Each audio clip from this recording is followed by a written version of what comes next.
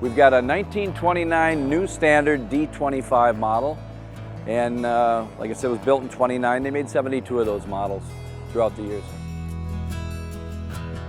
It was designed specifically to haul passengers for the Barnstormers of that era. It was in Roosevelt Field for the first 13 months of its life. And then it moved up to Alaska. You know, they used it in their stable of 3 airplanes to deliver not just people, but cargo, probably food and gas and other things like that, maybe to the natives or whoever needed it in the area. The really neat thing about it is the family that actually kind of saved the airplane. The gentleman I purchased it from, Lloyd and Magnuson, his grandfather was hired to go out and get the engine and retrieve the J5 engine off the airframe after its incident. It was close to the Iditarod Trail. The only way that I think in 31 that they could move that engine from the bush to a populated area would be by dog sled team.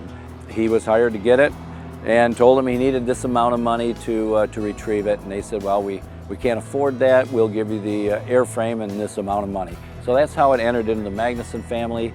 It went through 3 generations and none of them restored it. They just held on to it for 80-some years. The wings did not come with the project when I got it. When they took it apart, they left the wings up in Alaska. The leading edges on all the wings were covered with plywood, but there's large triangles cut out where the ribs are at, and it changes the airfoil a little bit at those junctures. It was designed with a J5. Right now it has an R760-8, as they put in the last 4 airplanes.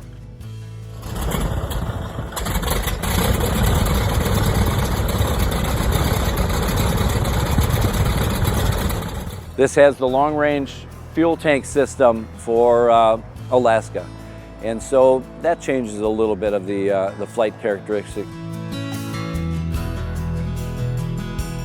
The sheet metal is all from 29. It's all original except the engine cowlings. I don't think anybody's got any of those original things left on their airplanes. I just finished this actually 2 weeks ago today. It has about 12 hours on it. We've flown some rides in it.